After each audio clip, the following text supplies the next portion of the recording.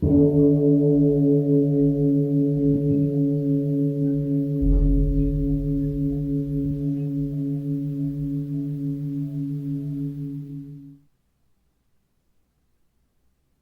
all beings be happy. May all beings be healthy.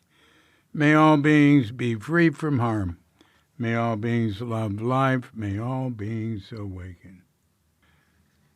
Welcome to another Cuke Audio mini podcast. I'm DC Puba of Cuke Audio and Cuke Archives. I pray that you and yours are safe and comfortable, free from economic hardship, and able to get out and do whatever it is you want within the limitations of the universal precept of do as little harm as possible. Well, I'd like to give a shout-out before we get into the Shunryu Suzuki lecture excerpt thing. I want to give a shout-out to our friends, our Aussie friends, because this is your national day. This is Australia Day, the official national day of Australia, and it marks the 1788 landing of the first fleet at Sydney Cove and raising of the Union flag by Arthur Phillip following days of exploration of Port Jackson in New South Wales. And I'm reading this from Wikipedia, naturally. In present-day Australia, celebrations aim to reflect the diverse society and landscape of the nation and are marked by community and family events, reflections on Australian history, official community awards, and citizenship ceremonies welcoming new members of the Australian community. Well, that's very inclusive of them. What I was thinking of doing today was because yesterday I read this. I wanted to make one other comment. Yesterday I talked about Anzac, the Australian-New Zealand cookie, formidable cookie that served the soldiers in World War I from Australia and New Zealand, thus Anzac, A-N-Z. I mentioned something about it was so they could have those to eat before they ran into machine gun fire, this and that. So I was just reading today, and something caught my eye, and I got diverted from the important work at hand to read fun facts about World War I, and a lot, it was sort of based on things that people assume.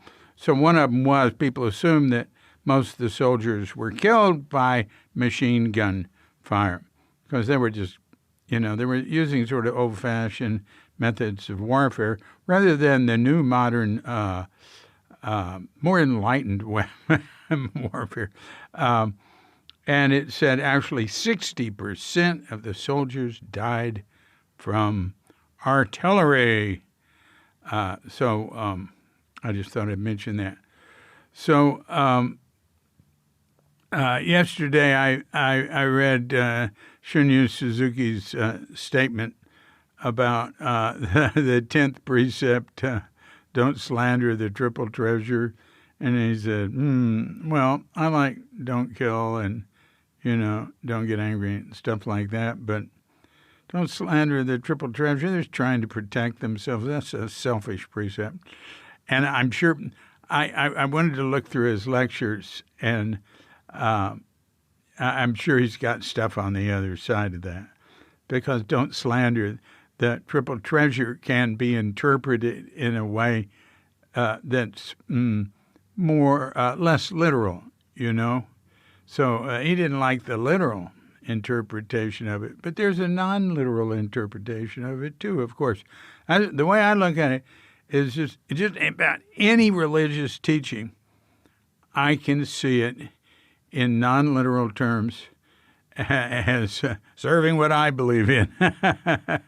I grew up on stuff like that, looking at the deeper meaning in the Gospels and not taking it literally.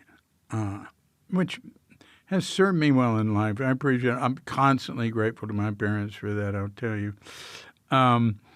Here's something. So I have all the lectures as one big file.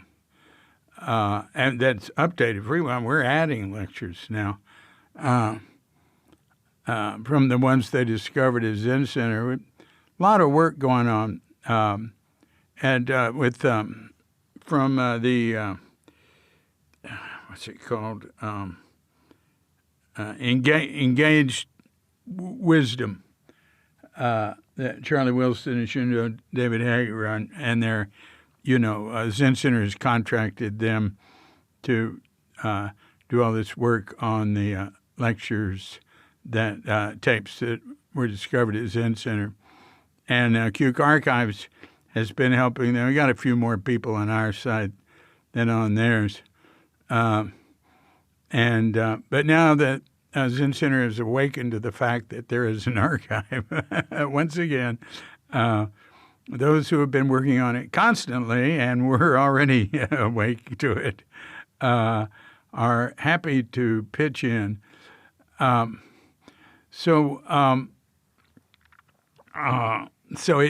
keep adding, but this isn't one of the new ones. All I did was search for triple treasure, and here's the first thing I came up with. Actually, I searched for the triple treasure because there were just 22 instances of that, and there was like 47 of triple treasure, and I wanted to cut down the numbers some. So the first thing I came to was a student asked Suzuki, and I'm not bothering to see which lecture this is right now. What the file name is, which is just the date. Student says, incidentally, you can find any lecture if you want to know what lectures that come from. You hear something, just go to shunryusuzuki.com, go to the lecture search page, which is actually shunryusuzuki2.com because it's a more complicated database-like thing for searching that Peter Ford made, the one who's really in charge of this work on the new Shunryu Suzuki lectures. And I'm like a consultant. Wendy Piercig's working on it. Shindo David Hayes putting a lot of really good, careful work. He is really good. And Peter and Wendy are very, very careful and good. I'm better for consulting, asking questions. Well, here's a little 18-second clip. What's he saying? I'm closer to getting put out to pasture.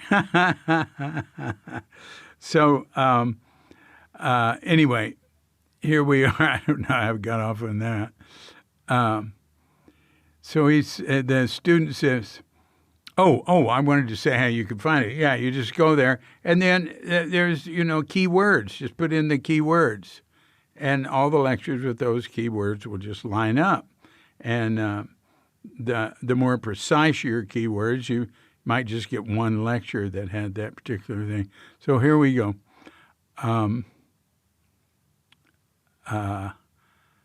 So student H. So this is pretty well into a question-answer thing at the end of a lecture. Or some lectures, he would just start off and say, ask me something. Student says, you said that we should take refuge in the triple treasure and the 10 cardinal precepts. And Suzuki says, yeah, we take a vow or we observe precepts, we read sutra, but sutra or precepts understanding of sutra or precepts should be right understanding. Even though you read, the scriptures and observe precepts, but if you do it without the right understanding, that will be the precepts which are brightness or darkness.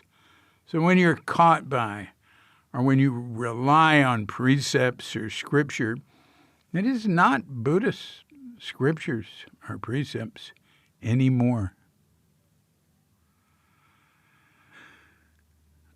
So I hadn't mind looking for the other side, what he was saying last night. It is pretty close to what he said last night, but it's different. It's different. Boy, he just really hammered away with that. I've read stuff that said, well, Suzuki didn't teach precepts, so people there were immoral and stuff. Really, what it basically gets down to. I read a professor's paper like that, actually, that had been read over and fact-checked by a Zen Center, former Zen Center student who was in the university realm. And the guy said stuff like, are you kidding? Suzuki lectured on precepts all the time. And Nils Holm used to say, you know what Suzuki Roshi he teach? His teaching is precepts, man. Precepts. Well, anyway, all right, Nils. He talked about him a lot, but I don't know what it was, I don't know what he was teaching. I feel more comfortable with that. I'm on solid ground, Buddhist-wise, saying that, I'll tell you. But anyway, so when you're caught by it, and this line's really interesting, huh? When you observe the scriptures or precepts without the right understanding, that will be the precepts of brightness and darkness. Wow. Sounds like a sort of dualistic understanding, bright and dark. But even the term dualistic understanding, think about that. What does that mean? But that's for another time, isn't it? I think we've covered enough ground. Maybe I'll keep looking into this precepts thing, but I do need to get back to the beginner's mind thing. I said I would. So this has been a Cuke Audio mini podcast. I'm DC Puba of Cuke Audio and Cuke Archives, coming to you from sleepy Sanur with Dogget Bandita, Feline Cuchita, and dear lovely Katrinka. And we're wishing you and yours and all of us a grand awakening.